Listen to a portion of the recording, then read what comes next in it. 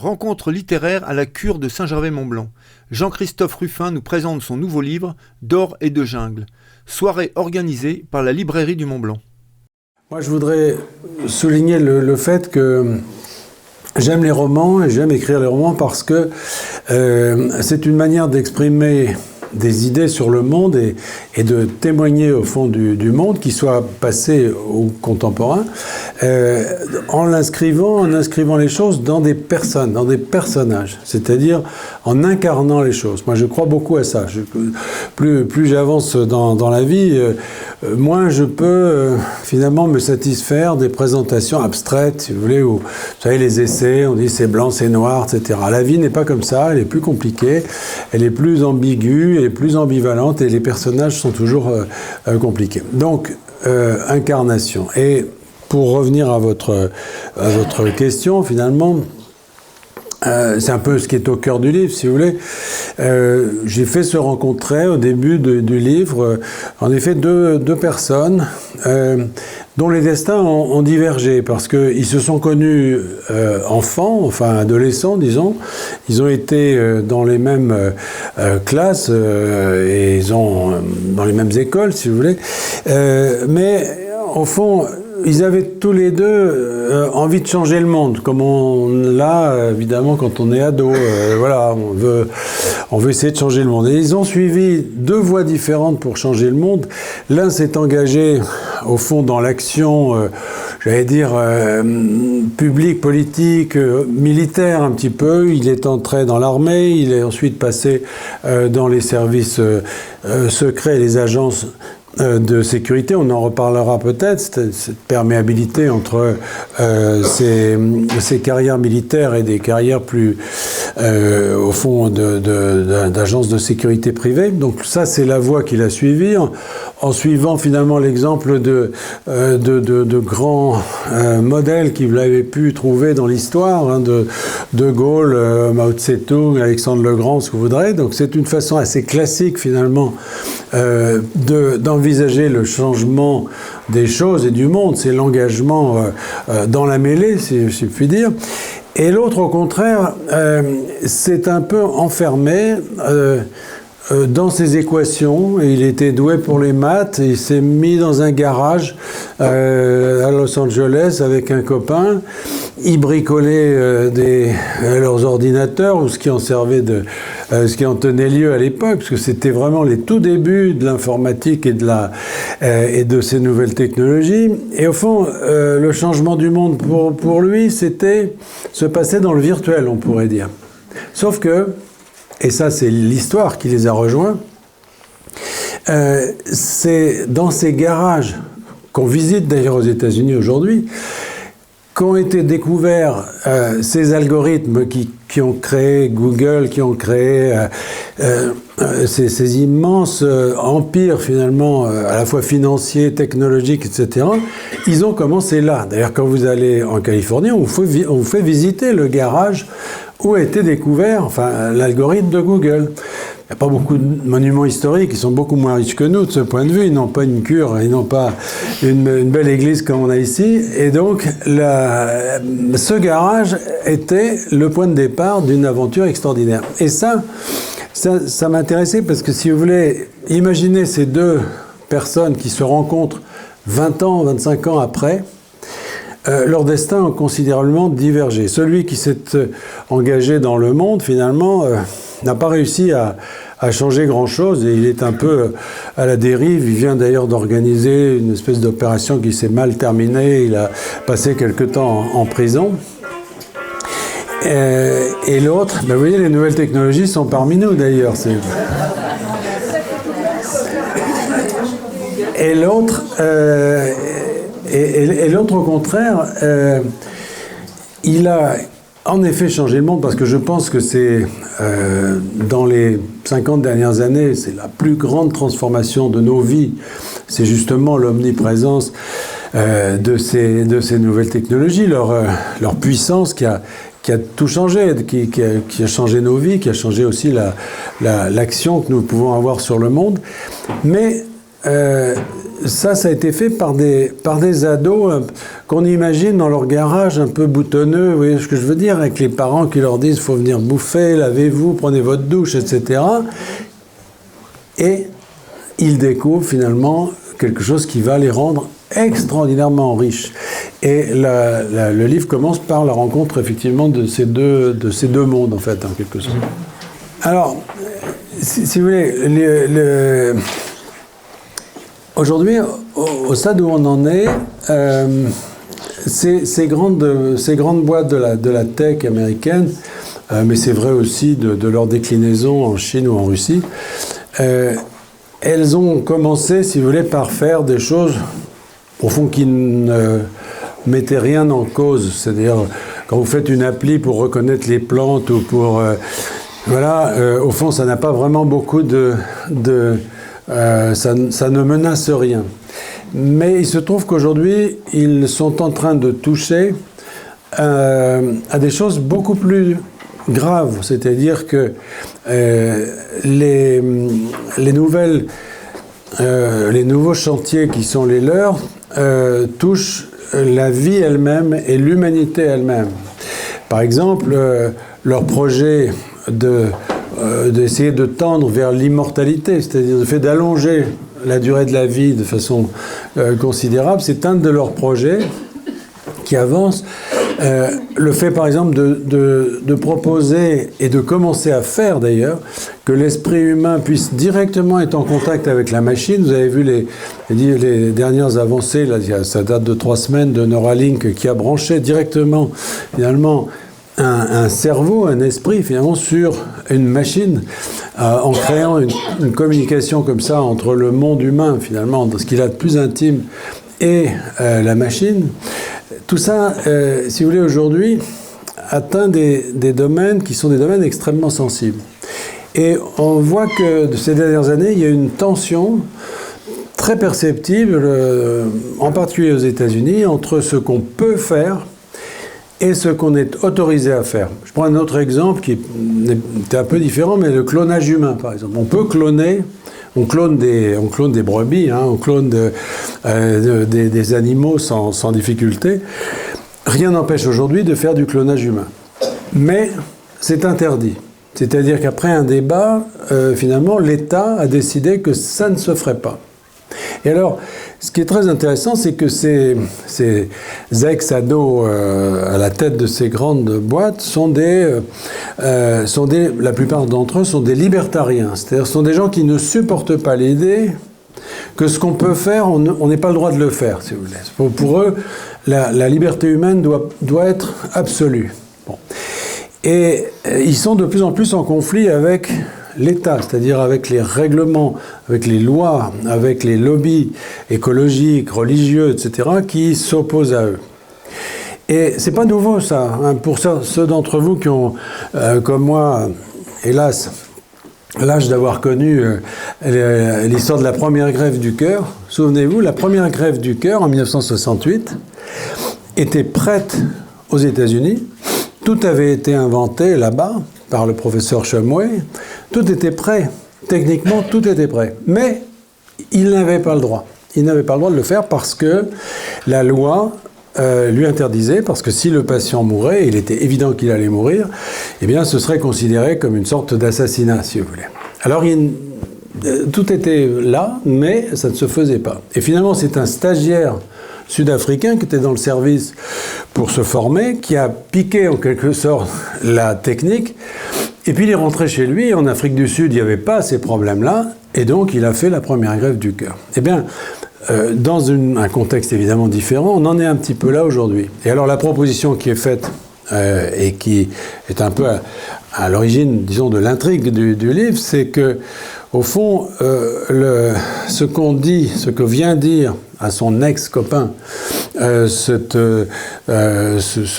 type qui a fait sa carrière plutôt dans le renseignement, il lui dit ceci, il lui dit finalement, votre limite aujourd'hui, c'est l'État, vous voulez vous affranchir du contrôle de l'État, ben finalement, pour se libérer de l'État, la meilleure solution, c'est peut-être tout simplement d'en avoir un.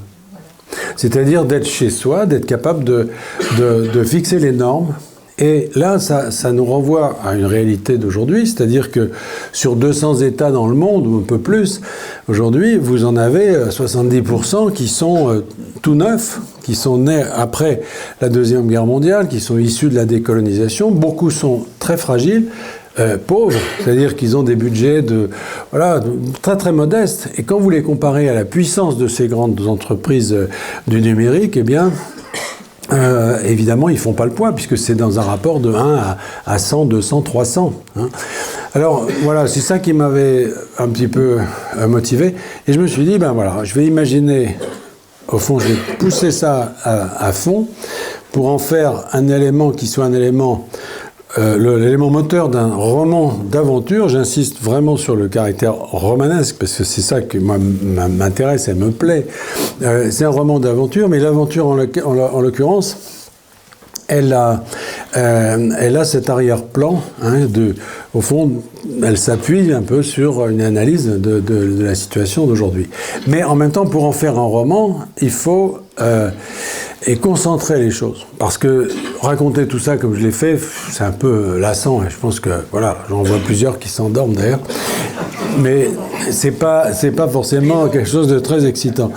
Oui, monsieur Grandjacques, vous êtes trop près pour vous endormir, mais non, mais il faut que les choses, si vous voulez, ça entrent.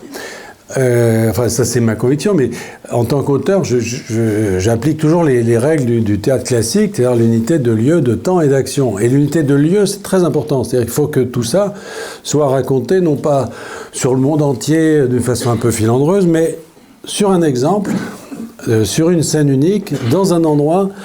Alors, le livre a plusieurs centres aussi, mais l'action se déroule à un endroit donné, c'est-à-dire que cet état qui va servir de cible dans ce processus, eh bien, je l'ai identifié, choisi, petit, il me plaît cet état.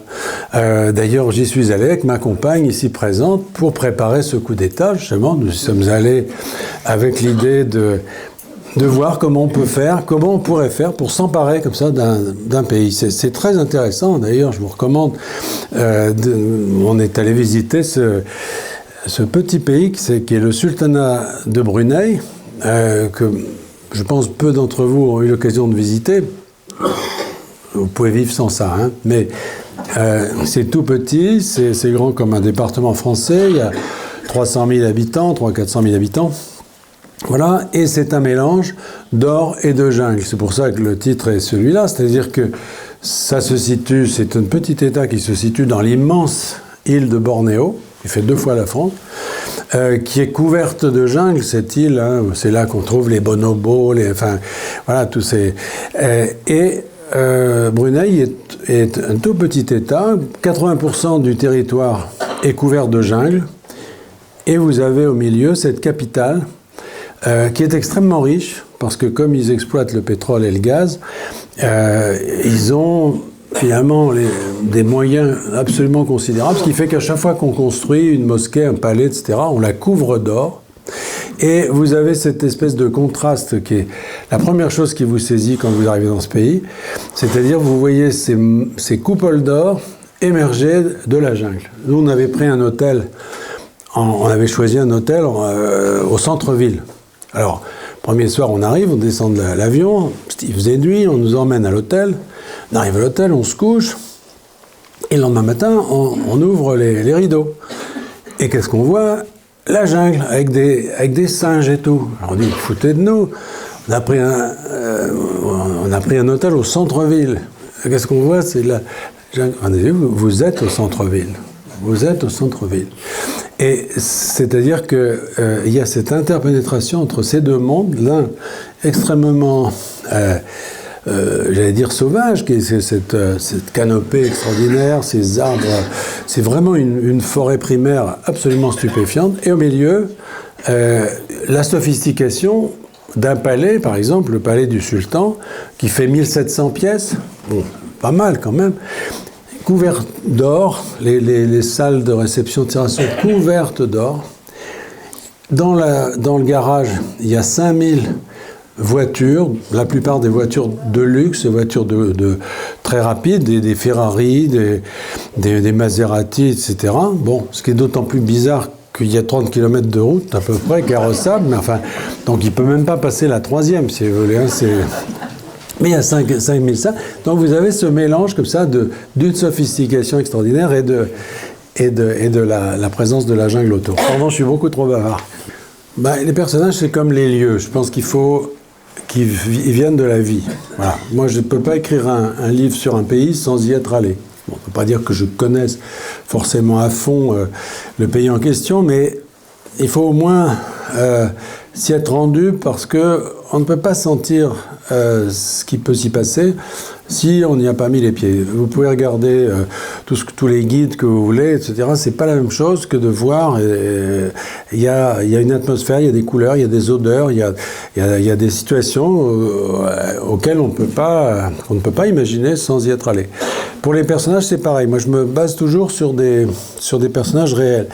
Vous avez mentionné Aurel, par exemple, tout à l'heure. Aurel, c'était un de mes collaborateurs quand j'étais ambassadeur. Quand j'avais pris mes fonctions, on m'avait dit...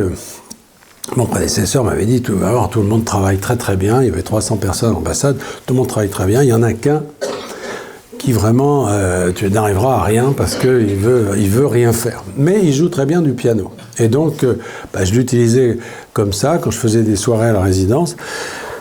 Il jouait du piano, il était formidable, il avait joué dans des bars partout, on pouvait lui commander n'importe quelle chanson, et puis il a joué. Et il animait formidablement les soirées. Jusque vers 11h, parce que alors là, il était ivre-mort, il fallait l'évacuer, etc. Bon. Lui, alors Aurel, parfois on me dit, c'est un drôle de personnage, mais franchement, c'était un de mes collaborateurs, et c'est d'ailleurs ennuyeux parce que il s'est reconnu. Il s'est reconnu, et à chaque fois que je publie un nouvel épisode de ses aventures, si vous voulez, il se dit, qu'est-ce qui va m'arriver ? C'est-à-dire que... j'avais un peu peur qu'ils le prennent mal. Pour ces personnages-là, c'est pareil. C'est-à-dire que Flora, qui est l'héroïne du livre, Flora, c'est un mélange de deux femmes que je connais. L'une est une ancienne championne de plongée en apnée. C'est une jeune femme qui maintenant donc qui était championne, etc. Mais enfin maintenant, elle encadre des croisières, etc. Puis elle fait des photos aussi. Et physiquement, dans son histoire, etc., c'est elle. Mais en même temps, c'est un mélange d'une autre femme qui est une amie de ma compagne d'ailleurs, qui est la fille de Bob Denard, le mercenaire Bob Denard. Voilà. Bob Denard a eu une vie tourmentée. Enfin, pour ceux qui ne le connaissent pas, c'était un mercenaire célèbre dans les années 70-80. Il a pratiquement régné sur les Comores. Hein. Il s'était emparé des Comores. Il a été fichu dehors. Il est revenu. Enfin, une sorte de personnage à la fois romantique, un peu... pas forcément très recommandable, à vrai dire, mais qui avait une vie, au fond, une espèce de chevalerie comme ça, des temps modernes. En tout cas, on pouvait penser que c'est ça qu'il recherchait, espèce de... Donc c'est sa fille. Et Katia m'avait beaucoup parlé de son père. Et je trouvais intéressant de donner, alors là j'en ai fait le grand-père de l'héroïne, je trouvais intéressant, si vous voulez, au milieu, dans une histoire où beaucoup de personnages sont mus par des considérations finalement assez terre-à-terre, gagner de l'argent, avoir du pouvoir, etc. Enfin, au fond, leurs motivations sont assez matérielles. Flora, elle se trouve engagée dans cette opération, et c'est elle qu'on va suivre pour la découvrir, finalement, pour se rendre compte de ce qui se passe. Mais elle, finalement, son idéal, il n'est pas matériel. Elle n'est pas motivée ni par l'argent, ni par le pouvoir, ni tout ça. Mais il y a, dans sa mémoire, le souvenir de ce grand-père qu'elle n'a pas connu, mais dont elle a vu, ses photos, il y avait cette présence, finalement, et cette espèce de modèle, encore une fois romantique, qu'elle a d'autant plus considéré comme romantique que la fantasmée, elle ne l'a pas vraiment connue. Et c'est ce qui finalement va la motiver, c'est au fond de rester fidèle à l'idée qu'elle se fait de ce grand-père et de ce qu'il aurait fait lui à sa place. Voilà. Et c'est d'ailleurs assez marrant parce que Bob Donner, petite histoire, je peux en faire une parenthèse, mais Bob Donner, il a assez mal fini, le pauvre, parce qu'il a eu une maladie d'Alzheimer. Il a eu la maladie d'Alzheimer. Donc, à un moment donné, il avait perdu complètement la boule. C'est-à-dire qu'il ne pouvait pas... Et il ne pouvait plus s'habiller, il se trompait de sens pour ses chaussures, enfin, il était complètement à l'ouest. Mais les Africains continuaient de lui faire confiance. Et il y avait beaucoup de gens, beaucoup de leaders africains qui venaient le voir et qui demandaient rendez-vous pour avoir des conseils. Et sa femme disait, bon, bah, il a perdu la boule, mais tant pis, tant pis. Alors il partait déjeuner avec des types qui voulaient organiser des coups d'État dans leur pays. Qu'est-ce qu'ils pouvaient leur raconter ? C'était mystérieux, d'autant plus qu'à chaque fois, c'était en proposant de prendre la tête de l'insurrection, alors que je vous dis, il se perdait chez lui. Mais il revenait, sa femme disait, ça lui fait du bien, il est content. Donc on n'a jamais su exactement ce qu'ils ont fait des conseils qu'il a donnés, mais enfin, lui, il était heureux. Et voilà, il y avait, vous voyez, ce genre de personnages qui sont un peu, au fond, aujourd'hui, qui sont un peu décalés, enfin, mais qui peuvent servir de modèle pour quelqu'un qui cherche, au fond, à se situer dans le monde. Voilà. Et ils sont tous comme ça, tous les personnages. Par exemple, de Lachaud, dont vous parliez, c'est un professeur. Et c'est un professeur qui a théorisé, qui s'est intéressé, un professeur de sciences politiques, qui s'est intéressé aux coups d'État. Bon, aux questions des coups d'État. Le coup d'État, c'est vraiment un sujet qui intéresse beaucoup de monde, et notamment des écrivains, depuis longtemps. On peut dire depuis Cicéron, la conjuration de Catilina, c'est l'histoire d'un coup d'État.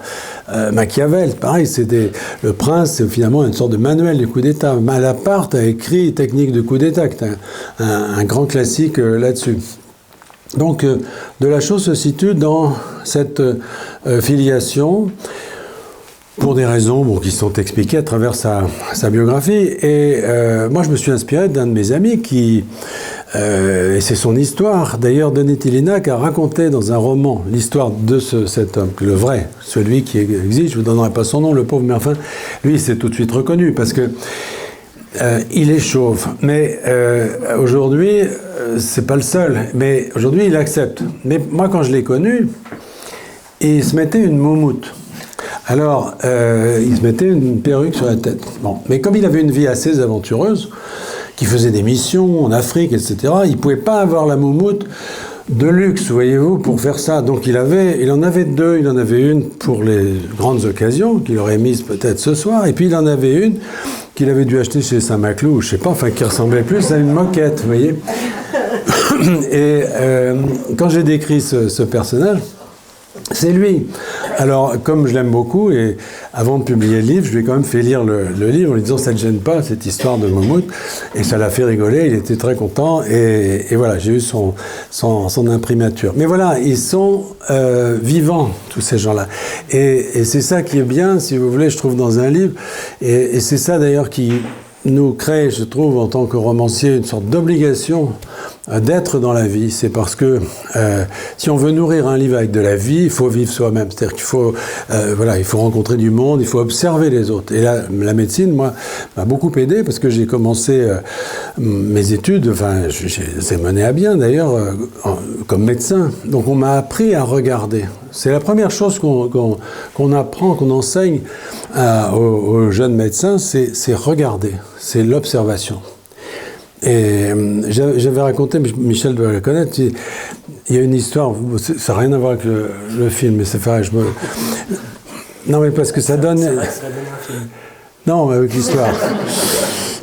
Non, c'est l'histoire d'un de mes maîtres, je me rappelle toujours, qui un jour s'est amusé avec ses étudiants, je la connais, avec ses étudiants, il avait pris un verre d'urine. Et puis, il a mis un doigt. Donc on était tous autour. Un doigt. Il y avait un patient. Du patient. Puis il dit rien. Passe le verre. Premier étudiant qui ça donne à l'autre. Hein, ah oui, le verre fait tout le tour, tout le monde goûte. Et à ce moment-là, le médecin, le professeur dit « Vous avez tout faux. Vous avez tout faux. » Parce que l'essentiel dans l'approche d'un patient, c'est l'observation. Et si vous aviez bien observé, vous auriez vu que j'ai trempé l'index, mais que j'ai sucé l'annulaire. Voilà. Et finalement, cette manière de dire l'essentiel, c'est de regarder, ben on l'apprend, parfois c'est dépend, voilà. Je vous ai parlé de cette littérature sur les coups d'État. Bon, elle est assez abondante. Elle a culminé, je dirais, avec le livre d'Edvard Luttwak en 1968, qui a été actualisé dans les années 90, qui s'appelle « Coup d'État, un manuel pratique ». Et c'est en effet le coup d'État pour les nuls. Il y a même des schémas où mettre les chars autour du palais, etc. Enfin, c'est vraiment voilà. Mais tout ça, c'est une autre époque. Alors, il y a toujours des coups d'État comme ça, au Gabon récemment. Il y a toujours des coups d'État comme ça, c'est-à-dire des coups d'État où on tire 3 coups de feu, on s'empare du palais. Et Haïti en ce moment, absolument. C'est-à-dire que ça reste on peut toujours se servir du livre de Luttwak si vous avez envie de faire un coup d'État. Mais on est en train de passer à un autre stade parce que je prends un exemple. Dans la théorie classique du coup d'État, il y a une chose qu'il faut faire en premier, c'est prendre d'assaut la radio-télévision. S'emparer des moyens de communication et puis faire une proclamation, etc. Aujourd'hui, ça n'a aucun sens. C'est pas la peine. C'est pas la peine. L'information, elle passe par bien d'autres canaux. C'est-à-dire que le contrôle des réseaux sociaux, etc., est beaucoup plus important que le contrôle d'une radio d'État que personne n'écoute, ou en tout cas à laquelle personne ne croit.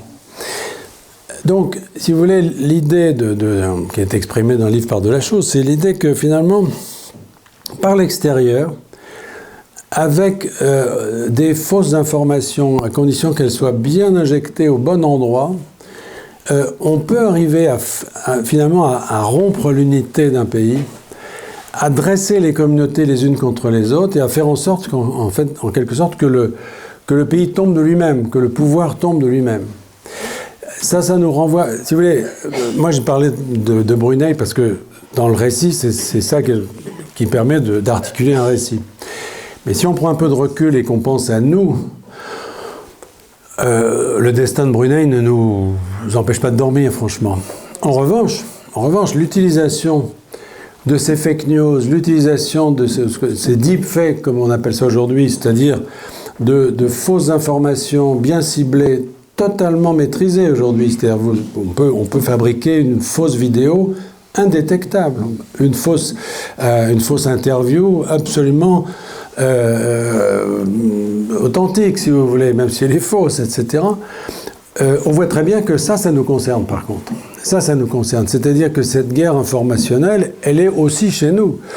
On en parle beaucoup pendant les élections américaines, par exemple, la façon dont certaines officines en Russie, etc., ont pu influencer l'opinion publique américaine. Chez nous, c'est pareil. C'est-à-dire qu'il y a des moyens, si je puis dire, beaucoup plus sophistiqués d'exercer la violence, non pas de l'extérieur, mais simplement en déclenchant l'hostilité interne d'une population. Alors pour Brunei, c'est un cas d'école, parce que Brunei, c'est un petit pays, mais dans lequel il y a plusieurs communautés et qui sont en compétition de pouvoir les unes par rapport aux autres. Vous avez les Malais.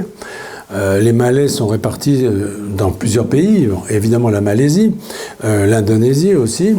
Et en fait, Brunei devrait faire partie de la Malaisie. C'est un sultanat qui aurait dû se joindre au reste de la Malaisie quand elle a été indépendante. Mais le sultan de Brunei n'a pas voulu rejoindre cette fédération, et parce qu'il avait tellement de ressources chez lui et une petite population qu'il n'avait pas tellement envie de partager avec les autres. Donc il est resté indépendant. Donc il y a les Malais, qui sont des musulmans traditionnels assez modérés finalement, qu'une culture assez familiale, un islam vraiment assez traditionnel, assez doux finalement, assez modéré. Vous avez des Chinois qui sont de plus en plus nombreux et qui contrôlent le commerce. pour contrôler leur nombre, parce qu'ils font peur, parce qu'ils sont les Malais les privent, disons, de l'essentiel de leurs droits, c'est-à-dire que c'est des citoyens de seconde zone, ils n'ont pas tous les droits, et un grand nombre d'entre eux sont apatrides, parce qu'ils sont nés sur place, mais on ne leur reconnaît pas la nationalité. Donc ils sont plus chinois, mais ils ne sont pas non plus brunéiens, ils sont apatrides. Vous avez les peuples de la forêt, les peuples de Bornéo, qui sont, là encore, d'une autre culture. Vous avez les gens du sous-continent indien, etc. Bon, voilà, vous avez ces communautés les unes à côté des autres. Et au fond, tout ça a l'air de tenir, mais on voit bien qu'il serait assez facile de les dresser les uns contre les autres, et c'est un peu l'histoire du livre, avec ses moyens. Mais l'autre jour, je parlais de ça avec des Belges, parce que j'étais à Bruxelles pour présenter le livre, mais ils m'ont dit, mais au fond, ce que vous décrivez, c'est la Belgique. Alors, c'est pas la Belgique, mais pourquoi pas? C'est-à-dire que c'est le même processus, c'est-à-dire des équilibres fragiles qui peuvent à tout instant, effectivement, se décomposer. Quel est le rapport entre l'alpinisme et les hackers dans le livre? Tel que je vois l'alpinisme, hein. Ouais. Et je ne suis pas non plus hacker, mais il y a dans l'alpinisme le désir de se situer dans une partie de la montagne qui est vide d'êtres humains, qui est une partie, si vous voulez, les glaciers, la haute altitude, etc. C'est un monde, en quelque sorte, où les choses sont détachées, pas complètement, mais enfin où on rencontre peu d'êtres humains et où finalement on est dans un espace différent. Et il y a on atteint finalement un autre palier de la réalité. Et les hackers vivent, pour une grande partie d'entre eux, dans ces espèces de mondes un peu privés d'oxygène, si vous voulez, et certainement privés d'humanité, dans lesquels ils se déplacent finalement grâce à leur habileté dans le maniement du virtuel. Et c'est très intéressant de voir, et ça c'est une chose qui, là aussi, qui procède de la réalité, plusieurs des enfin en tout cas des hackers les plus célèbres récents, sont des gens qui ont pu par exemple percer les ordinateurs du Pentagone, s'introduire dans des systèmes extrêmement complexes. Vous connaissez aussi Wikileaks, etc., qui est le même phénomène. Et quand on va les traquer, les chercher, on trouve, souvent dans des pays de l'Est d'ailleurs, parce que dans une masure, un gamin dans une petite pièce qui vit avec sa grand-mère et qui est complètement coupé de toute relation sociale et qui n'a pas d'interaction finalement humaine, mais une sorte de surinvestissement de ce monde froid, on pourrait dire, et qui est... alors bon, j'ai comparé aux alpinistes parce que, voilà, les alpinistes sont pas... d'abord, ne commettent pas de délits, enfin, en tout cas, pas tous. Enfin, je ne sais pas si... Je regarde si Jean-Marc Payex est là. Mais, non, bon, disons il peut y avoir des excès, mais enfin, l'alpinisme est tout à fait respectable. Les hackers, pas tellement, parce que, au fond, ils agissent sans but, et n'ont pas d'autre but que de se fixer, enfin, que de dépasser les limites qu'on veut dresser devant eux. C'est un peu la même chose que ce qu'on disait tout à l'heure pour les libertariens. Et ce qui se passe souvent avec eux, c'est que quand on les démasque, quand ils sont découverts par la police, parce qu'en général, on finit par on leur fait une proposition, qui consiste à dire, on va vous punir, on va mettre en prison, voilà, parce qu'il n'y a pas beaucoup d'intérêt finalement, ou bien vous allez travailler pour nous. Et les meilleurs concepteurs des antivirus, etc., aujourd'hui, sont des gens qui souvent ont commencé comme des hackers. Et on leur a fait cette proposition, voilà, vous êtes voleur, est-ce que vous voulez devenir gendarme? Bon, en gros. Et évidemment, l'ancien voleur, c'est le meilleur gendarme, évidemment, parce qu'il connaît tous les... Voilà. Donc, parlons des gendarmes, parlons pas des alpinistes. Non, ce que dit Simone, elle demande si j'aurais pas pu inventer un pays plutôt que de me baser sur un pays réel. Moi, je trouve... Comme vous l'avez fait pour Google. Oui, alors Google, parce que là, on a quand même fait lire tout ça par des juristes, si vous voulez. C'est plus sensible. Brunei, si vous voulez, les critiques que j'ai pu relayer, ou la description que j'ai pu faire de ce pays, vous la trouvez partout. Il y a eu des livres beaucoup plus durs sur cette situation et qui n'ont pas donné lieu à des plaintes ou à quoi que ce soit. Par exemple, le sultan et sa famille, surtout son frère, ont eu l'habitude pendant des années de faire venir des charters entiers d'escort girls, des États-Unis, de Thaïlande, etc., pour animer des soirées dans le palais. Vous voyez ? Bon, certaines d'entre elles, dont une ancienne Miss Amérique et une autre, ont écrit des livres là-dessus. Elles ont raconté tout ce qui se passait dans ce palais. Alors imaginez-vous, c'est un pays où il y a la charia intégrale, et à l'intérieur, vous avez des bacchanales avec Miss Amérique en petite tenue, machin. Bon, qu'est-ce que vous voulez, quand on a pu raconter ça sans qu'il ne se passe rien, je ne vois pas ce qu'on peut dire de pire. C'est un coup d'État quand même, c'est différent. Oui, alors le coup d'État, d'abord, je ne veux pas vous gâcher pour ceux qui ont envie de lire le livre la fin, mais c'est une tentative de coup d'État. Hein. Mais la description du pays, quand on est arrivé, on est allé voir l'ambassadeur de France. Parce qu'il y a un ambassadeur à Brunei, figurez-vous, qui n'est pas surchargé. Et alors, il n'est pas non plus très heureux parce qu'il n'a pas le droit, l'alcool étant interdit, si vous voulez. Bon, donc on l'a accompagné d'ailleurs, acheter on est allé en Malaisie, il faut faire 20 km, c'est tout, hein, c'est tout près, hein, vous passez la frontière et là vous avez des boutiques absolument magnifiques avec tous les vins du monde entier, etc. Bon, on en a mis plein le coffre et puis on est revenu avec les plaques diplomatiques et le drapeau. Bon, voilà, si vous voulez, on peut survivre comme ça et c'est bien. Mais justement, je lui ai envoyé le livre. Je lui ai envoyé le livre et je lui ai dit, qu'est-ce que vous en pensez ? Et il était très content. Il m'a dit, mais c'est formidable, on va parler de Brunei, c'est très très bien, etc. Donc si vous voulez, je ne crois pas risquer grand-chose parce que je n'ai pas dit de choses fausses, c'est-à-dire que tout ce que je raconte est vrai. Et inventer un pays, si vous voulez, ça ne permet pas d'avoir la même couleur que d'utiliser un pays réel. Je prends un exemple. Quand vous vous baladez sur la rivière Brunei, puisque ces pays Bornéo en fait est très dense comme forêt, les zones peuplées sont les embouchures des rivières.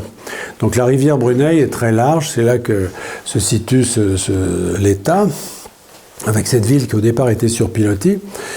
Donc pour visiter le pays, vous n'avez pas beaucoup d'autres moyens que de prendre une petite barque et puis de vous balader sur la rivière. Alors c'est ce qu'on a fait. Et quand vous baladez sur la rivière, le batelier vous dit « Ah, un crocodile !» Alors qu'est-ce que vous faites ? Vous prenez votre téléphone, votre appareil photo, vous photographiez le crocodile en disant « Formidable, un crocodile, tout. » En pleine ville, un crocodile. Alors on continue, puis on revient 1h30 plus tard, et le crocodile est toujours là. Alors après, à l'hôtel, on voit des gens, on leur dit « Tiens, on a vu un crocodile ». Et ils nous disent « Ah ben oui, vous avez vu le crocodile ». Comment ça, le crocodile ? Ah ben c'est un crocodile, il est toujours là, c'est le crocodile. Alors on s'est rendu compte d'une chose, c'est que dans ce pays où la plupart des gens vivent de la rente pétrolière, si vous voulez, ce crocodile était fonctionnaire. C'est-à-dire que ce crocodile est en gros payé par l'office de tourisme, il est nourri en tout cas par l'office de tourisme et il est là toute la journée. Et en rentrant, on a découvert qu'il avait un compte Instagram, ce crocodile. Il y a un compte Instagram au nom de ce crocodile, tellement il est fameux. Alors il est tellement bien là qu'il n'a aucune raison d'aller se balader ailleurs, il est là. Bon, c'est des petits détails, c'est un peu de couleur, mais si vous voulez, tout ça sont des choses qu'on ne peut pas... qu'on ne peut pas imaginer autrement que...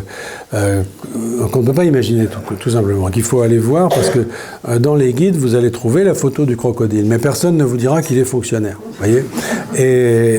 Et tout est comme ça, voilà, ce qui fait que moi je préfère toujours évidemment prendre un peu le risque, mais j'ai rarement eu d'ennui de ce type, hein, parce que je préfère prendre le risque. Quand j'avais fait un livre sur Acapulco par exemple, au Mexique, qui est pourtant une ville extrêmement dangereuse, ben, j'y suis allé quand même. Et si je n'étais pas allé moi-même à Acapulco pour préparer le livre, j'aurais jamais découvert l'hôtel qui était la propriété de John Wayne et de Johnny Weissmuller, qui existe toujours. Cet hôtel n'a pas changé depuis les années 60, et c'est pareil. On ne peut pas imaginer une chose pareille. C'est-à-dire que vous êtes là, vous avez l'impression que vous allez voir Lorraine Bacal sortir de la douche. Rien n'a bougé, si vous voulez. Et ça, pour découvrir ce genre de choses, eh bien, il faut aller sur place.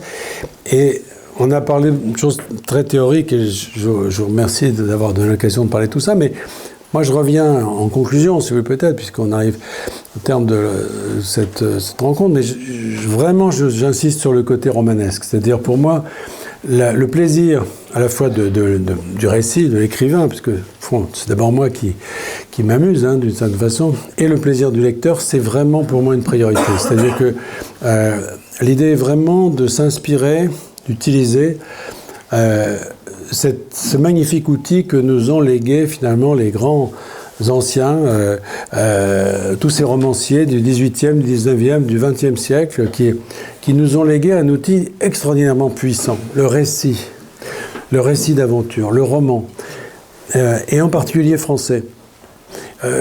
C'est quelque chose, souvent, les Français ont un peu de pudeur, n'aiment pas se situer dans cette filiation, ils veulent changer la forme du roman, inventer des formes nouvelles, etc.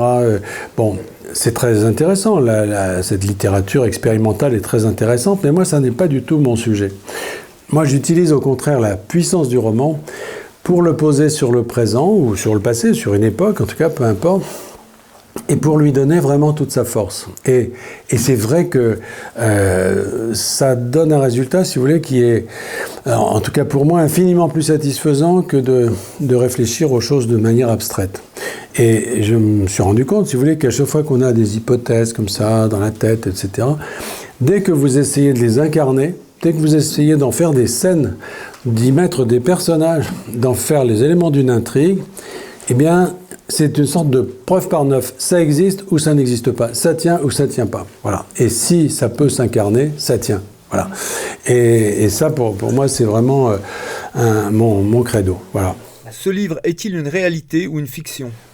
Non, ce que je raconte là est une fiction, mais je me suis appuyé, si vous voulez, sur des choses qui sont tout à fait réelles. Quand j'étais ambassadeur au Sénégal, je voyais souvent évidemment le président, puisque c'était mon métier, et il me racontait un peu, au fond, sa vie. Et un jour, il m'a dit quand j'étais dans l'opposition, le président sénégalais, il m'a dit quand j'étais dans l'opposition, j'arrivais pas à gagner les élections, tout ça. Un jour, il y a une boîte qui vient me voir en me disant, écoutez, si vous voulez, on s'occupe de tout.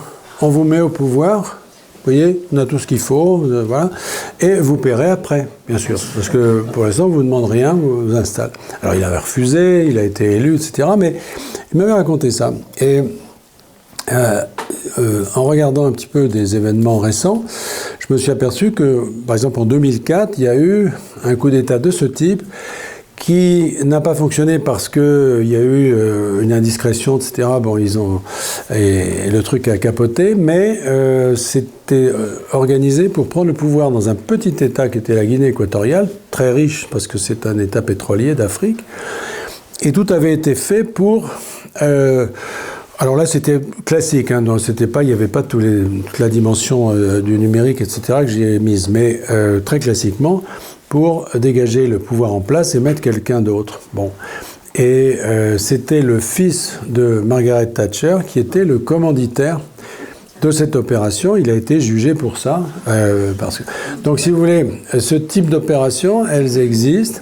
Et ces sociétés de sécurité privée, on en a, moi j'en ai croisé beaucoup dans mes fonctions. Alors il y en a qui sont très connus. Wagner, par exemple, a fait beaucoup parler. Mais Wagner, c'est très particulier. C'est à la fois une créature du gouvernement russe et en même temps, vous avez vu qu'elle est capable de se retourner aussi contre lui. Donc c'est un peu particulier. Mais vous avez des officines sud-africaines. Par exemple, on était récemment en Mozambique. Dans le nord du Mozambique, il y a eu une offensive islamiste extrêmement violente avec plusieurs milliers de morts, presque 1 million de déplacés. Et la colonne d'insurgés a failli s'emparer de la capitale régionale.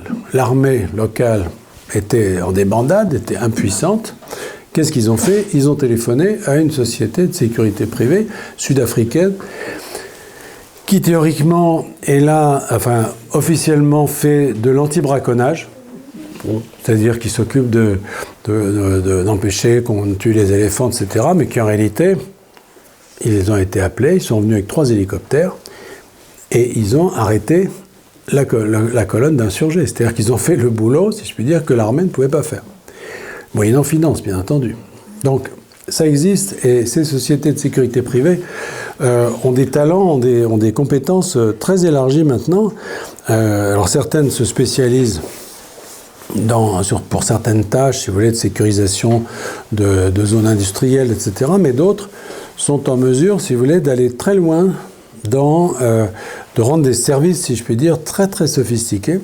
Donc, ce que je raconte dans le livre ne s'est pas produit tel quel, parce que c'est un roman une fois de plus, mais tous les éléments sont j'allais dire malheureusement là pour que ce soit vraisemblable. Voilà. Mais le vrai et le vraisemblable, si vous voulez, c'est un des grands problèmes pour les romanciers. C'est-à-dire que le vrai n'est pas l'espace du roman. Le vrai, l'espace du roman, c'est le vraisemblable. C'est-à-dire qu'il faut que les choses soient possibles et vraisemblables. Le vrai, c'est un peu autre chose. C'est-à-dire, le vrai, c'est l'enquête, c'est le documentaire, c'est l'historien qui est dans le vrai ou qui essaye d'être dans le vrai, si tant est que ça existe. Le romancier, son espace, c'est ça, c'est le vraisemblable et c'est un peu différent.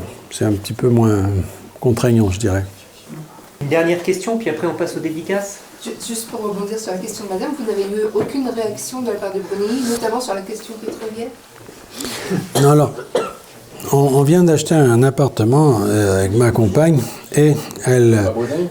Non, alors justement, non, à Paris et elle aime beaucoup les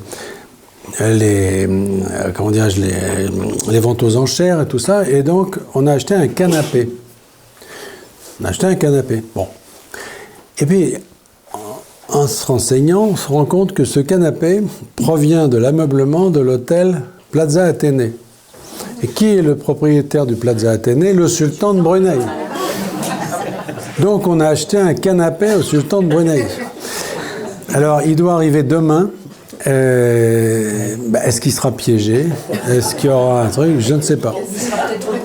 Mais voilà, alors et on va quand même crever les coussins pour voir s'il n'y a pas des lingots à l'intérieur. Voilà. Okay. Écoutez, merci à tous.